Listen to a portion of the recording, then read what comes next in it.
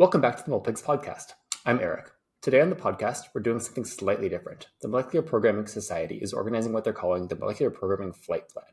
Because not everybody's able to join at the physical meeting in Seattle, they asked if we could facilitate some international conversations around the theme of collaboration. Over the next two episodes, I'll be facilitating panel discussions with an international group of researchers on this theme, kind of meant as a stand-in for a conference panel. But first, I would like to welcome Dominic Scalise to the podcast, who will introduce us to the project. Dominic, welcome. Thanks, Eric. Thanks for having me on Molpigs. I'm really excited to be here, and it's nice to have the structures in place like Molpigs to kind of facilitate these conversations. So I really appreciate this. Yeah, thank you. And I guess I should say welcome back because this is your second time on the podcast, right? True. Yeah, I joined one of the early ones. So great to have you back. So what exactly is a decadal flight plan, as you're calling this meeting? Yeah. Our goal here is to see if we can bring together representation from across the community to outline where we are right now as a field for molecular programming, where we want to be in 10 years, the decadal part, and see if it's possible to break that down into individual actionable steps to get from point A where we are to point B where we want to be in 10 years as a field.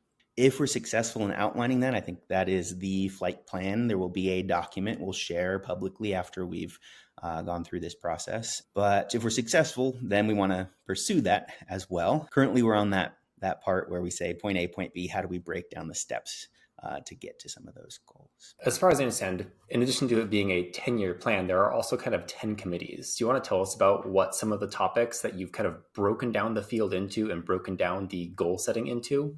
So there are 10 committees. There are three types of committees. The first three are basic sciences. And this is looking at things like self-assembly, dynamic structures. That's the first committee. So here we're going to be addressing questions of how large of structure can we build right now? What do we expect to be able to build in 10 years? Can we do composite structures? What are our needs for structural self-assembly, and can we project where we're going to be and accelerate that process? The second committee is on circuits. What can we compute? Can we scale up what we compute? Can we compute for longer or faster? The third one is really exciting, which is interfaces. This is our last of the basic sciences. And this is saying, okay, we've got structures and circuits. Now can we connect those to other materials? There are many existing libraries of interfaces, aptamers, activatable toeholds, a bunch of different ways where the inputs and outputs of structures and circuits can sense and control other materials. So we're looking at that. Those are our three basic sciences. Next, we have the category of applications. So we'd like to keep pushing molecular programming towards something that is relevant outside of just academic labs. It's really exciting to play around with it here as well, but can we keep pushing it farther? So some of the applications we're going to be exploring during the flight plan are programmable medicine. Can we use these structures, circuits, and interfaces to do intelligent medicines? That'll look at issues currently of biostability. How long can these last in biological environments? And then also what diagnostics can we do? What outputs? Can we release drugs? Can we do virus traps?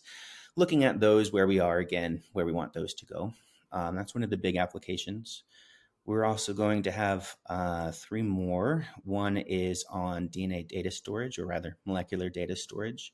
We also want to bring in, though, the in-solution processing for data storage. So not just we synthesize and sequence DNA to store it and read it out, but also can we search for things? I think the canonical example is like, can you search for cat emojis in your solution and only read those ones instead of everything else? Looking at that, because that ties back into the circuits and interfaces quite a bit right there. Two more are molecular readout. So right now, it's hard to get more than 1 or 2 signals often out of a lot of these systems. Can we get 1 or 2 million signals coming out of them? Can we get spatially relevant ones? So we'll be looking at things kind of like nanopores and DNA paint types of questions where we can get a lot more information. That could be considered basic science, but I think industry is also really interested in that as an application. So it kind of straddles both of them. And then the last application area that we're looking at, we're calling hybrid devices. And this is connecting structures, circuits, interfaces, but now seeing, can we build information processing devices that are not just one type of material, but could you use DNA origami to scaffold the creation of electronics or photonics? Could you insert non-canonical amino acids or XNAs into biological uh, gene networks? And how does that work when you start to mix some of these things together? Again, that could be considered basic science or applications. We're putting it on applications right now. So that's our applications area. There's some other exciting ones, but those are 4 that we think are ready to really blossom. So we'd like to push them forward if we can. And then we've got one more category, which is our more administrative or strategic level committees. These are not science. This is not research, but trying to see, can we re-envision how we're doing science in order to really scale up and take advantage of the fact that our community is still really tiny and really close knit, really easy to chat with anyone in the field and do some larger things because of that close knit community. So the first one of those 3 is our industry partnership. This will bring in folks from, there's a myriad of molecular programming startups, bringing in those CEOs, those founders, staff scientists on those, bringing in Microsoft, bringing other larger companies in, and having academia all sit down and talk to each other and say, can we build structures that really knit these together that give us advantages in both cases, not just ignore basic sciences and do things industry wants and not just ask industry for money, which is a lot of the kind of jaded view of how those might have gone in the past for other fields. But can we build structures that are really productive for both? So one that I'm really excited by is, can we have a pathway for PhD students to have internships at companies, build those connections, learn what industry needs, come back, do some more studies, finish up their PhD, and then kind of have an industry plan, a pathway ahead of them where they can get a job that's really exciting to them and that they're really well prepared for. I think that would benefit both sides. There's a lot of other things there we're excited by. The 9th committee, which I'll be on, is tasked with identifying structures for large-scale collaborations. So this would be the follow-up committee. If the whole flight plan is successful, we have this beautiful document. How do we actually put it into practice? How do we pursue it together? And this will look at things like how do we share data across many institutions? How do we get many people from many different time zones to divide up a research project in a way that actually can be productive rather than just frustrating? And we'll pull from ideas from some of the ways that MolPIGs and the Molecular Programming Society are doing these grassroots structures rather than just single lab or dimer lab structures. The last one is looking at international partnership. And here, that's the committee that you'll be leading here. That's trying to say, can we find new ways to collaborate internationally so that there aren't these intercontinental divides? I think some continents have it together with collaborations between countries, but it gets really hard when you're in multiple different time zones. So can we break that tyranny of the time zone and really bring together these committees? There's these communities. There's a big one in Europe, as you obviously know. There's a big one in the United States, as you know. You've straddled both of those, and also a big one over in Asia. Can we connect those 3 together? I'd like to turn it back to you. Yeah, and this is really exciting, kind of as an early career researcher. I feel like we are at something of an inflection point in the community, because for a long time, like, you could get really high impact papers and people would really like think what you were doing was super cool if you just made a new structure that nobody had ever seen before. Mm-hmm. And I think we're kind of toward the end of where that's possible. And at this point, people are asking a lot of like, okay, so what? And like, there is something that like initially drew me to the field of like, you can make this, that is so beautiful and cool. But at the same time, you know, we do have to move towards something interesting. So I think this is a really good initiative to, you know, get people to think a little bit bigger and not just think on the scale of, okay, what can I do in a 2-year PhD project? And instead like have it integrated in something bigger. Right. So I'm really excited to work on this. I'd like to amplify that a little bit and say what guides me here, and maybe it's useful to the community, maybe it's not. Go for it. There is always we all want that next science paper. That's really exciting. But to me, what's driving this is I want to see molecular programming or programmable matter more broadly become a mainstream technology in our lifetimes. And our lifetimes are really quite short. So if you project where we're going to be on the current path, we're probably not going to see the fruits of all these exciting technologies unless we do some things really radically different to accelerate. And I think MolePigs, the flight plan, some of the other grassroots community efforts are looking at ways, can we change business as usual to have a chance at seeing these results? I'm using that as a guiding light more than can I get one more science paper out of this? I think that's a really healthy thing for the community and a healthy perspective on science in general. Do you have anything else you want to add before I throw this over to our first committee meeting? I do have 5 things I'd like to see come out of the international community, and I apologize for taking more time than we had planned. Go for it. One, any creative things. So that's great. Do whatever you want to do. I'm excited to hear anything. And I think you and I have talked through some of these already. So these aren't just my ideas. A lot of these are your ideas. A lot of these are community ideas. But when I try to categorize them, first, I'd really love to see some sort of community web structure that spans the continents. So this is something I think you suggested, but having a representative in each participant lab that can perhaps be like a MolePigs representative, and that can meet routinely a few times a year and talk about things that are important globally within molecular programming, talk about long-term vision, talk about current research goals, things like that. I'd love to see a more formalized network or structure. That's one. 2, I'd love to see some cohesion or coherency about what are our shared large level visions, something like a list of global grand challenges that we're wanting to pursue together. If we can articulate those, then we can start to build some collaborations to pursue them. But if each continent or each country, has their own interests and we're not really talking to each other about what those are, it's harder to communicate.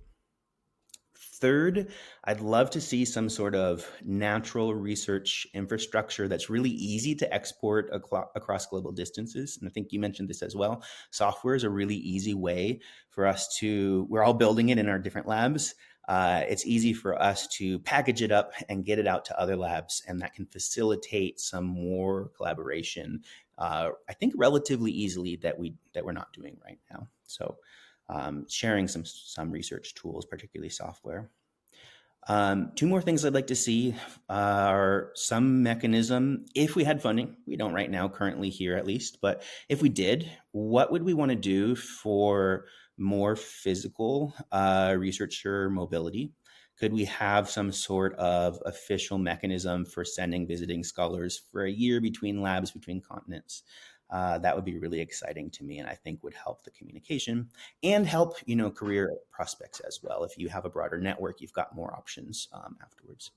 And then lastly, I'd love to see some collaboration on policy coordination. So this would be looking at ways to pursue joint funding calls. There are some opportunities that require different countries to work together. I think we're ripe for some of those opportunities, but also looking at white papers, reaching out to journalists to tell them what we're doing and what some of these big initiatives are. Coordinating on some policy for education. So we're working on this grassroots textbook, The Art of Molecular Programming, which I'm not going to go into right now, but could we find ways to be working towards curriculums that we think are exciting across different cultures and different continents would be exciting as well. So that's some of the more policy and strategic level. I'd love to see those 5 things. Anything else that comes out, I'm excited. I know you're going to lead a really nice committee. So thanks for doing this, Eric. Thank you. And I should say that we recorded this interview after we recorded the first committee meeting, and you will hear many of those themes hit on in the following discussion. I hope you enjoy it. Thank you for joining us, Dominic. Thanks. Bye. And now, over to the committee. Welcome everybody to the first committee meeting. I'd like to start today with a quick introduction round. Who are you? Where are you? And what are your research interests? Quentin, let's start with you. So my name is Quentin. I'm a postdoc researcher right now in France, and before that in Canada in Hannah Sleeman's lab. And I'm setting up a group as a PI in France starting this fall. My research interests lie basically at the interface of DNA nanotech and supramolecular chemistry in general, also including peptides and other biomolecules to probe biological questions in general. Let's go with Emily next. Hello, everyone. So I'm Emily, and I'm just finished my PhD, or in the process of finishing my PhD in Kurt Gotthelf's group in Aarhus University in Denmark. And I'm interested in using origami and DNA nanotechnology for programming functions. So that can range from delivery systems or biosensing and more. And let's hear from Ibuki next. So hi everybody, I'm Ibuki Kawamata. So I'm now a associate professor in Kyoto University. I just became associate professor last year. Before that, I was in Tohoku University and as an assistant professor. So my research field is basically DNA computing. I use DNA to design molecular scale robot-like objects, and I do some DNA computing for reaction diffusion or pattern formation type reaction. I also do a little bit simulation of DNA nanotechnology. So yeah, that's what I do. And finally, Masahiro. Hi, I'm Masahiro Takinoue. I'm a professor in the Institute of Science, Tokyo, Japan. So my background is the biophysics. So then I'm studying especially the molecular computing. So I'm interested in the application of the DNA condensate to the study of the molecular computing. Thank you. Thank you, everybody, for joining us today. It's really exciting to have you as a part of the panel. So on to our first question for the panel. Kind of what are your experiences with collaborating either just between labs or especially internationally? What has the collaboration been good for? What would you like to see better? And kind of moving into the future, what is like a dream team of collaborators that you'd like to see? What are the capabilities you'd like to see put together? Or what is something that you've seen that has worked really, really well that you'd love to see more of in the future? Go ahead, Quentin. Yeah, sure, I'll go. So in my case, I think like where I really enjoyed the power of collaboration is through the exchange of students that are not basically from a given field and going into a lab where the expertise is really different where they come from. We've had the case when I was in Hannah Sleeman's lab of many exchange students coming based on very different backgrounds of supramolecular chemistry and learning how to do DNA nanotech in general. And that was also my case when I started as a postdoc fellow in her lab. And that really helps, like learning a ton of new things and especially bringing a new perspective into the field from a more like chemistry-oriented point of view rather than the material, which I think was really valuable in a lot of cases. And Ibuki, it looks like you have something as well. So yeah, I was for similar lab for 1 year and I was originally a theoretician or computer scientist, but it was good learning experience there. I also see Pekka Orponen from Finland, who is a theoretician. Keeping the collaboration work was very good, but the problem was that I just have 1 year, but it's very interdisciplinary. So if you start learning something, 1 year is not very enough. So having a very continuous collaboration sounds. I hope I have some more collaborations, and we also in Japan, so sometimes it's not very easy to communicate. Or I of course welcome you if somebody is coming to Kyoto, but the distance is very far, so sometimes it can be a barrier we like to overcome some way. And have you maintained those collaborations with Fritz and with Pekka after you went back to Japan? Yeah. I visited them like in 2017, but our paper finally comes out in 2022 or something. Like it was 5 years of collaboration. I just stay 1 year, but I have extra 4 years to communicate. But there was a lot of constraint also. So I'd like to know how the experience of other people too. And especially for those of you who are PIs or are about to become PIs, what are the kind of capabilities you would love to send your group members out to learn from other labs? There's something that you learned or something that you wish that you had a chance to learn during your studies. Go ahead, Ibuki. So yeah, in my case, there's several students who are interested in studying abroad. I really push them to contact, or if necessary, I can somehow bridge some other professors to visit. Especially, like Fritz Siemel, he is very international person, so I always ask him to be one candidate. Yeah, that's. But I don't know.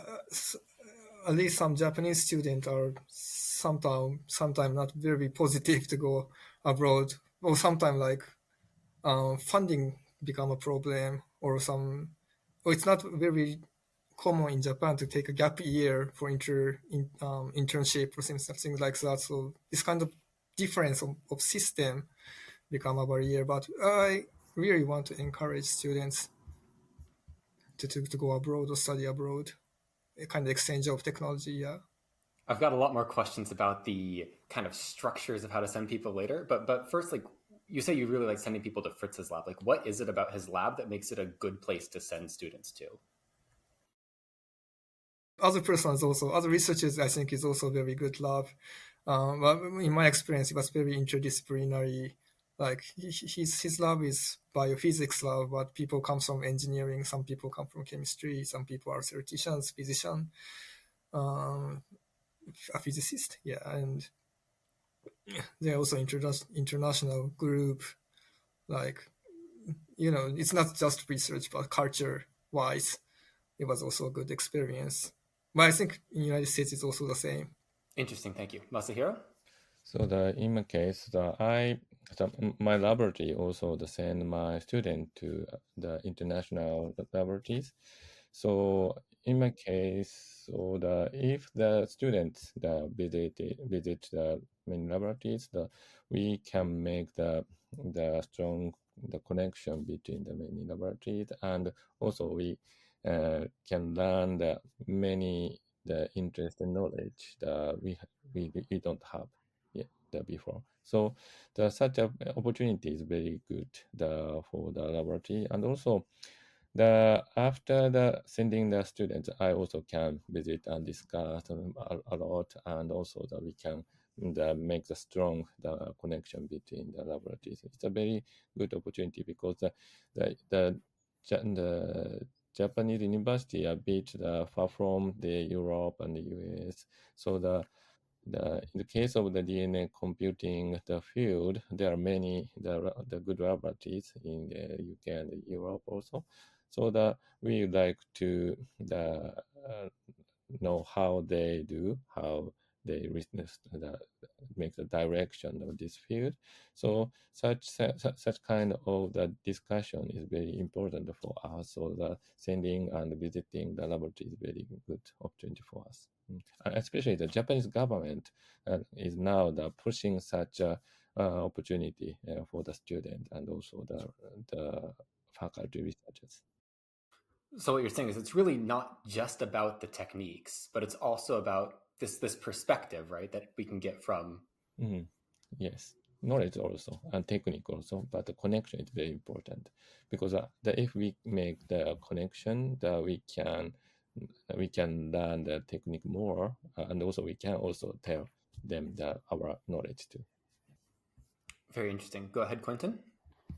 Yeah, in terms of maybe more technical point of view and dream team of lab capabilities, one thing that I've found quite hard is bridging the gap between experimentalists and theoreticians. Sometimes we do speak the same language, but not always, and there's a steep learning curve, I would say, of learning how to collaborate that I've so far not really managed to pass above.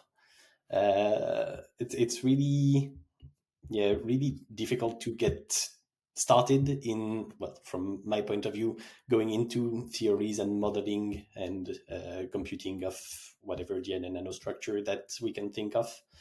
So that's something that I would like to see facilitated somehow. I don't have a good answer of how, but somehow. And that's something that would really benefit everyone. And kind of on the flip side of this question, is there anything that you think that your lab would do a really good job of teaching other people how to use? I can think maybe Quentin, might have some good examples here of how we can use DNA synthesizers in very creative ways that maybe the people who work in pure DNA wouldn't think about. Yeah, that's for sure. That's something that I really learned in Hanadi's lab, of really hijacking the chemistry of DNA synthesis on a synthesizer to incorporate new moieties, new languages, if I would say, by incorporating, for example, other supramolecular chemistry tricks into that, other moieties that also self-assemble but through different ways.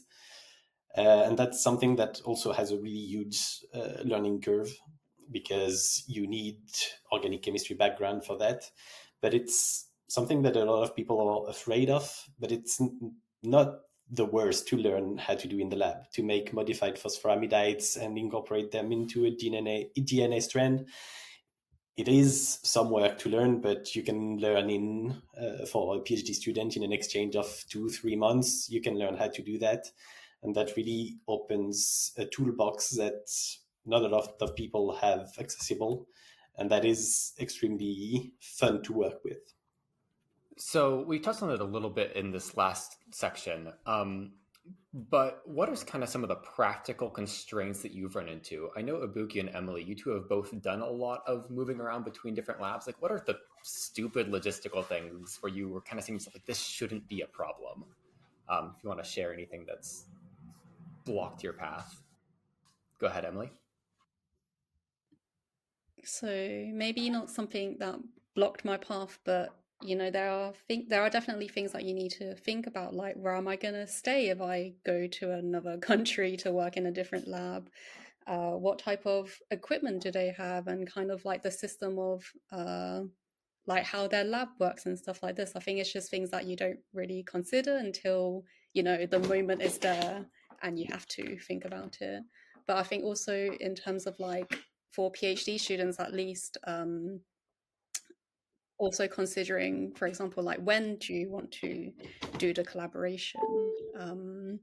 Like, if a PhD student also has to teach and wants to go to a conference, of course, if you go abroad to do a collaboration, you want to spend all of your time doing that, and you have to really fit it in within the schedule. So I think those are just things that people have to consider and maybe not think about at the time when you think, oh, I have a great project idea, Is there any time that's like particularly good to do that, or is it just everybody's different, everybody's on a different schedule? Maybe like early PhD, late PhD, postdoc, like when do people have time to go abroad? Yeah, so in Oxford University, at least, our PhDs are split into two. So we do a part A and a part B, and it's literally like split in the middle. And a lot of people decide to focus fully on, teaching or doing their projects in their part A. And once they do this kind of mini thesis and defense, then they can spend more time into looking where they can do some stuff abroad. And I think actually a lot of students decide to do their collaboration right at the end of their PhD. So especially if you're thinking of doing a project that's a bit different to other projects that you've done for the rest of your PhD, and it's just to learn something new.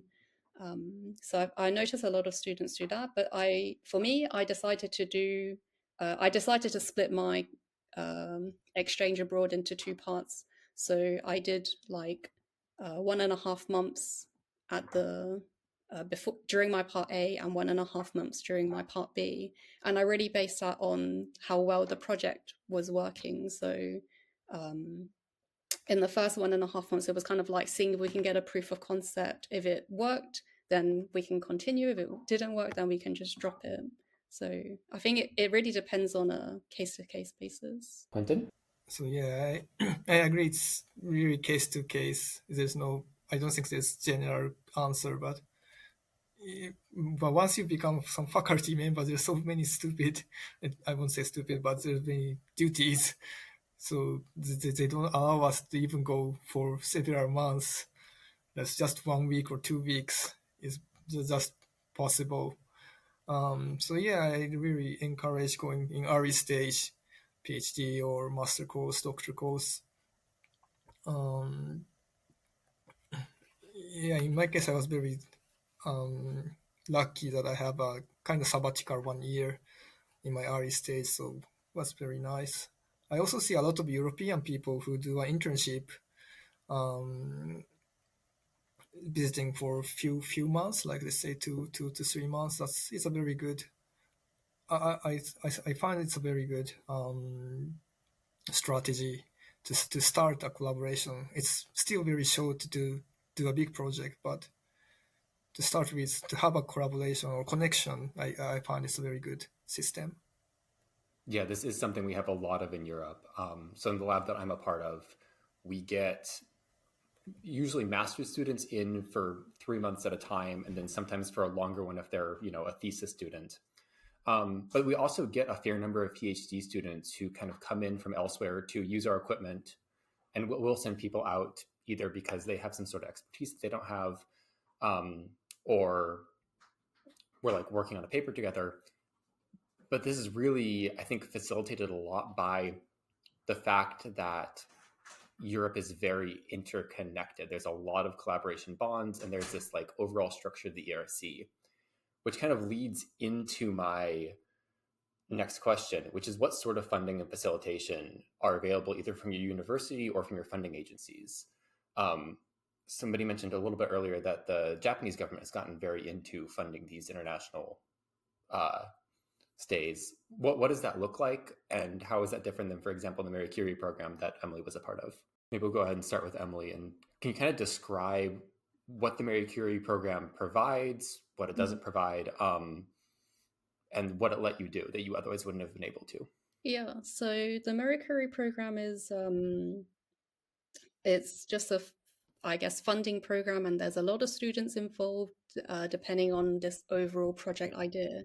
So in my case, we were called the Consents Consortium because we were all interested in improving continuous biosensing systems, and there were 15 PhD students involved in this consortium. And all of us were, we had the goal of improving continuous biosensors, but we approached it in different ways. Some people wanted to really look at the biosensing part and improve like the protein interactions and these type of nanoswitches, or others were more interested in the readout part like optics and all of this stuff. And I think the really nice thing that the Marie Curie does is that we had really regular meetings, right? We had regular in-person meetings every 6 months, and we would go and visit each other's universities, and we would have I think it was a few days up to a week of lectures, visiting the facilities, looking around their labs, and then all of the students gave a project update about what they've been doing in the last 6 months. And having these type of meetings really allowed us to get a deeper understanding of what everyone does, what everyone's expertise is, maybe where expertise is needed in their group, and also the facilities available, and what, if we were to visit, do a collaboration with them, what really is possible. And in between these 6 months meetings, we also had online webinars where the students gave a update as well. So we really had a in-depth knowledge of what everyone was doing, and things like this. But within the Marie Curie, it's also like we had to do some time abroad in each other's lab. We could decide where we wanted to go. We could also find another group or another company if we were interested in visiting there too. But we had to kind of do this exchange. But I think having these meetings really allowed us to kind of just discuss more, to see what was possible, what we're interested in as well, and how we could help each other. And I think that having this network of people was really nice for that. Did that network kind of help inform your next steps of what you're going to do after your PhD at all? Like, how so? Like, did it inspire either, industry things you've applied for or postdocs you've applied for? Yeah, so I think it was also nice because within the Mercury system that I was in, that we had to both do academic exchange and also in an industrial exchange. So you really got to see both sides of it, and I think. Yeah, I guess it does influence your choice in some way because you really can see what's available out there, right? Nice. And one last question about that. From kind of the funding perspective, did it give you extra money to deal with, the expenses of setting up a new flat in a new place? Yeah. Or was that just part of your PhD stipend? Yeah, so I think it fully covered the mobility of everything that we had to do. So that was also really nice because you, as a student, can 100% focus on the project alone and what the project needed and all of the other logistics, part of that. But for example, if you're not part of the Mercury system, but if you were a PhD student at Ulster University, it's also mandatory to spend some time abroad. And in this case, I think there isn't this kind of mobility to help with the finances unless you apply for a grant. But then, of course, you need to spend the time to, write it and stuff. So I think, with the Mercury covering all the expenses, it was really nice that we could just 100% focus on or not have to worry about the other stuff. Yeah, go ahead, Masahiro. So I said the Japanese government now pushing the such the project. So I'm now using the project named Aspire from the Japanese government. So that is a bit different from probably the Marie Curie program. So that program is supporting the project between the two the laboratories, not the person. So the Japanese laboratories and other countries' laboratories collaborate and make a new project, and the Japanese government support the Japanese laboratories, and the other countries also support the laboratories. So they're making the new project, and then we can send the student and the postdoc each other, and make the international collaboration and do a large level, high level research between the two countries. So that can support almost everything, including the laboratory, the staff works, and also the hiring the postdoc, and also we can support the expense in this, for the staying the counterpart countries. So that is also very good opportunity for especially the early career researchers. And this program, you said it's laboratory to laboratory. So the idea is that you send multiple students over time between the labs. Is that the idea? Yeah. And Quentin, you had something as well? Yeah, one thing that I do see, I really like that what Emily said, that Marie Curie and your university has fundings sometimes for PhD students to move abroad. I've seen a lot of PhD programs that don't have that, but still have that mandatory 3 months or 6 months abroad. And that can be a financial burden, I think, on a lot of students. Now that I'm starting soon as a PI, I'm also looking into like small grants that can fund the exchange for students from somewhere else to come and work with me. That also helps getting things started and everything.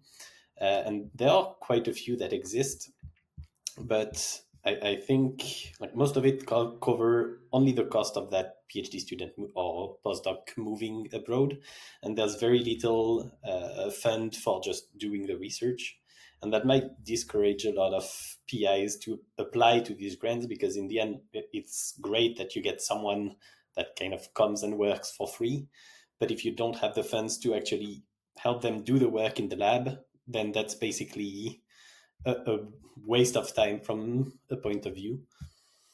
That's something for policymakers, right? To make funding schemes a little bit more appealing to PIs, I would say, specifically for that. Yeah. How large do each of these grants need to be? Like, how much would you say it costs to bring in a student versus how much does it cost to have somebody do research in your lab for 3 months? The ones that I've seen, the cost of relocation of the student is actually like basically good for accommodation, flights, and all of that. That covers basically everything. But then you get, there's one specifically that I was looking at this week that gives you €1,000 for funds to work in the lab, to fund a 3 or 6 month stay of a student that will be highly motivated to do a lot of work and to actually expand their research horizon. That's not much. That doesn't go a long distance. Yeah, €1,000 is what, one DNA origami, if that? Basically. But so basically, you can move a student for on the order of a couple thousand euros. Yeah, at least from a French point of view, there are agreements between France and a lot of countries. There are some with Canada. I know they have the JSPS agreements with Japan as well, and many other countries, which is really cool to have, but probably a little bit too suboptimal to be really valuable. Mm-hmm. But kind of so what I'm getting here is it's relatively cheap to move a student from place to place, but the funding for the laboratory work the student is going to do is something that is more at the scale of like the larger grants. Mm-hmm. Exactly. Yeah. Let's hear from Ibuki next. Maybe I have a similar question. Like, is there many small funding a chance for small funding in Europe, like for short internship student, like for PhD student or postdoc, we can of course always apply for a big grant and hire them. But for a short term, in Japan, we don't have much opportunity. And sometimes there was a European student asking for an internship during Japan. Always the funding become a problem. Like, buying some experimental stuff, it's okay, I can bust by other funding because it's part of research, but paying for the flight or airplane ticket is also not cheap from Europe to Japan. So that kind of funding always limit, at least me. There was one person from United States who used a Fulbright program. So that actually was a very good program. They covered all the spending for her. So that was, I found, a very good one. But I mean, the number of opportunities is not very big. So I'm just wondering how people are managing this program, I think. Yeah, I mean, in the US, the Fulbright is explicitly for this, to either bring somebody in from abroad or to send somebody abroad. But the thing about the Fulbright is that it's really across disciplines. Like, you can do Fulbrights in literature. It's not just a science mechanism. So the number of people in that pool is relatively large, and the number of grants is also relatively large. In both the US and Europe, I've seen a number of grant applications on the order of maybe 5K to 20K that are kind of meant to supplement an existing appointment. So basically, the idea is you already have a salary from a university or something, but you can use these grants to essentially fund one project of your choosing. And the idea is that they're often kind of a bridge to independence for postdocs, is often what they're marketed as. Of, okay, here's some money, you can do one project that is like on your own, you can use it to travel, you can use it to buy reagents, and there's a lot of flexibility in what those grants allow you to do. This initiative is really being organized by the Molecular Programming Society to give ideas for what the next 10 years in the field should look like. If MPS or ISINTS was to put together some sort of funding or support mechanism for student exchanges or sabbatical support, what do you think that should look like? Like, what kind of grant should we have? Who should get it? And what should it cover? Any ideas there? Go ahead, Quentin. Yeah, maybe going back to what I was mentioning before of bridging the gap between experimentalists and theoreticians. That's something that is, I think, fundamental for the molecular programming field, and something that we maybe don't do enough. So that would be something to really look for and fund in priority, in my opinion, for the field in general, and also for the students involved to kind of get both sides of that field. That would be very beneficial. Go ahead, Ibuki. Yeah, I kind of agree with that. Like I think this more people are making this textbook about molecular programming, so that people from theory side and experiment side can, like as he said, Quentin said, like we are doing similar research, but we are using different language. But this kind of textbook basically really helps understanding each other. I guess if there's also some like technical workshop, we can also not just read a textbook, but do something online together, or of course in person. It will be better. Would give or exchange the knowledge, and that can be done by an initiative of this essence or more big. Is there anything that you would really like to see as a workshop, like a specific topic that you want to see workshops on? Me personally, like Yeah. I'm now like I have been doing DNA computing, so I have been using DNA as a material, but I'm originally computer scientist, so I don't have like knowledge like organic chemistry or more chemistry or biology side. So, but like people are start using proteins, so like I think finding some hybrid of them, and I already start using like AlphaFold and things like that. But I'm kind of newbie to this field, so but some people already have that kind of knowledge. So I'd like to learn such stuff. Of course, I can always offer my DNA computing skills and knowledge to teach. But we are always shy how we can start this kind of workshop. So if there's some initiative or I don't know, some suggestion to start with, it will be very helpful, I think. Is there any software that your group uses that you wish had a larger community or better stewardship? And what would you like to see the community provide as far as like the tools that your lab is using? Go ahead, Quentin. Yeah. From my side, I'm very illiterate about softwares and all theoretical work around DNA nanotech and molecular programming. And that's something that I've tried multiple times to get myself into. But that I basically hit a wall really fast of, okay, things are quite complicated to learn and to just grasp concepts. So something that I would love to see is something extremely user-friendly for someone like me who has no idea what they're doing when they're trying to simulate some DNA structure in general. I think you also have the particular problem that when you guys are adding interesting chemistries to DNA, the models are for DNA, not for DNA with weird stuff on it. And this actually we start running into a really like fundamental problem with software there that I would love to see some sort of solution to. I can tell you that one of the groups that I'm a part of is a molecular dynamics group. And one of the things that they are working on is how do we make better force fields for arbitrary molecules rather than like focusing on force fields for DNA, for proteins, for RNA that then aren't so flexible. Like obviously MD is something that's relatively complicated to get into, and you need some expertise to run the models and analyze the data. But this ability to expand beyond the kind of common molecules is something that I'm hoping we see more of kind of from a technical perspective in the future. But that's definitely like a future project. Go ahead, Ibuki.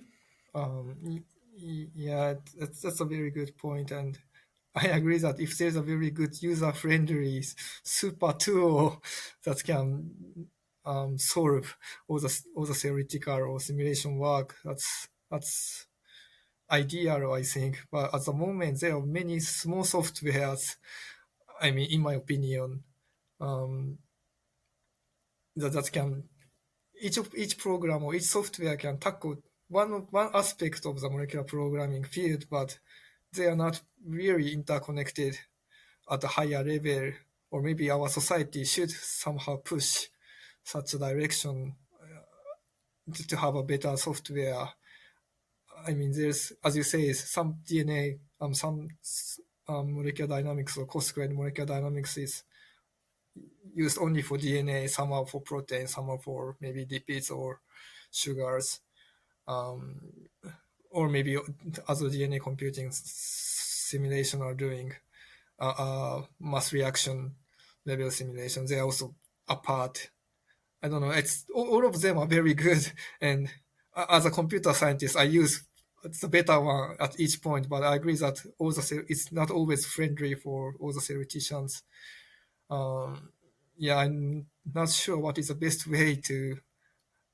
I know some people want to keep their software very sharpened and try not to merge with other software. So that's also a good opinion. I'm not sure what is the best way, but I hope there's one good direction that is suggested by the 10 years, the workshop next week. Can you think of any specific examples of like two softwares that you really wish these two were one software that could talk to each other?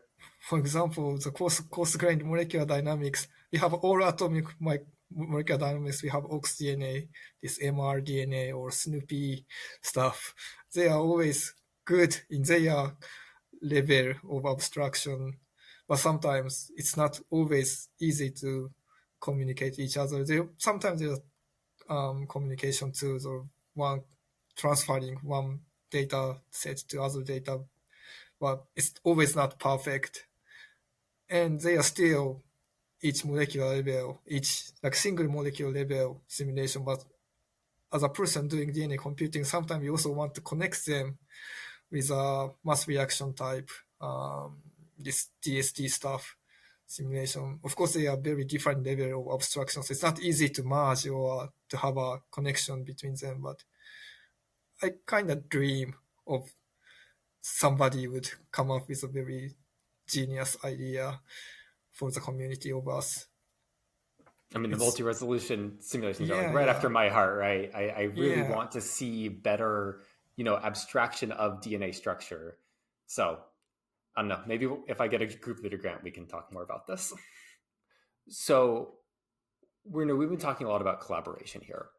And collaboration is a very high commitment. We're going to maybe like send people physically to a place. We're going to write papers together. We're going to like form some sort of relationship that is long in time and costs a lot of money and resources to achieve. But we're also, we're part of a community, and what makes communities are kind of these low touch, short interactions that make people feel like they're part of a larger thing. And one thing I've noticed is that our community lacks a really good way to do kind of low commitment collaboration and communication. We have a number of Slack channels. So I run one in the form of Molepigs. The Molecular Programming Society has a Slack channel. There's a message board on the ITSITS website. And in each of these places, you get people kind of asking questions and trying to crowdsource community knowledge. And people find these really useful. Like you can get some like really good analysis of why your gels are bad. You can ask really theoretical questions about why is DNA like this. But part of the problem here is that not everybody sees these messages. Not everybody has access to these message boards. Not everybody knows they exist. And so my question is, what do you guys think we can do as a community such that we pool in, a smaller number of places and more of us are able to find these tools, such that we really do feel like we're part of a molecular programming community where people know each other, talk to each other, share ideas. Any thoughts on that? Like that Slack is for place for asking more, international question. Like, of course, I think I understand it's always welcome to ask a very tiny, low-level question, but that kind of question I just personally ask to who I know already. I wonder how other people are doing or thinking how to behave in such a big Slack or international Slack. Yeah, maybe Emily can. Yeah, I just wanted to say I'm not a part of the Slacks, but I didn't realize you could ask questions like this on there. And if maybe I should use it more if I can get such help. So I think having being that can reach more people would be really nice. I'm not sure what that would look like, but for sure, I think it would be a super nice thing. Mm-hmm. I guess the other thing I should mention is that like there's a few people on Blue Sky trying to replicate old science Twitter. But our community was never particularly active on Twitter, even the heyday of science Twitter. You got people posting their new paper, but you didn't have any accounts that were like the popular molecular programming account, like posting hot takes. There's one guy from another university in Denmark who's been posting a newsletter, and he's kind of the most consistent poster these days. But it's not like a high population community that's there. So one thing that has come up in the past is Lulu Chen talked to Molepigs once about having this idea of like a Molepigs ambassador, like somebody in each lab whose job it is to know what the community is up to, and then be able to disseminate that idea, or be able to disseminate community events, community communication opens, like through to their community. But again, this was something we've kind of talked to people at conferences about, and we haven't found anybody who is interested in being that person. So it's challenging. Like Ibuki kind of brought up, like how do you use these tools without being annoying? But also, there's valuable experience there to be had and to be found. I'm not sure what the balance is. Go ahead, Ibuki. The balance is not very simple, at least for me.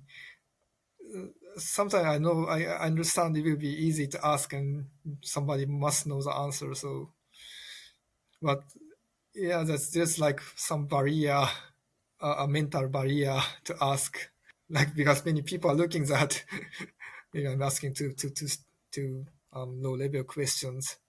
Oh, I'm always terrified of that. I was having, as like a pitch for the Molepigs channel, I was having a discussion with one of my PhD students recently, and we were talking about why does DNA origami work and other DNA assembly methods don't? And I ended up like not having a super good answer, and so I blasted it into the Molepig Slack, and I was a little worried like people are going to think I'm an idiot for asking this. And it ended up spawning a really good discussion. Yeah. And Dave Doty came in and just like knowledge dumped, like a multi-paragraph response that I understand why self-assembly works much better now after reading this. But it's something that he never would have been inspired to write that if I hadn't asked the question. Yeah, if there's some, I don't know, if there's some, I don't know, rule or maybe this investor system or something to lower the barrier that will make our community more active. Twitter can be also one solution. I'm not pretty in, but I mean, I'm against Twitter specifically as a platform these days. But like I said, I've been using Blue Sky, but I have not seen very much activity from our specific community on there. I can talk to as many zoologists as I want, though. That's pretty cool. So let's kind of wrap this up. Does anybody have any final thoughts on what collaborations you'd like to see in the future? What collaborations you'd like to structure in the future? What do the next 10 years look like as far as your collaborations go? Let's start with Ibuki.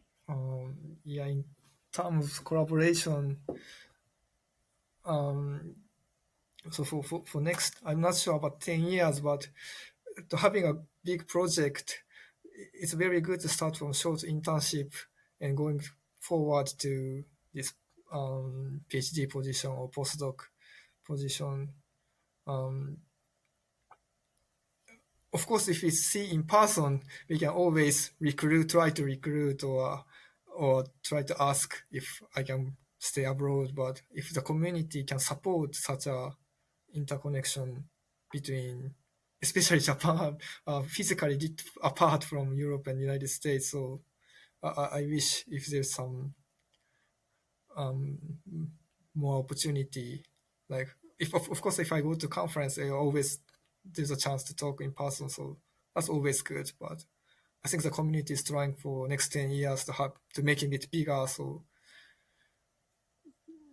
this international culture-wise and discipline-wise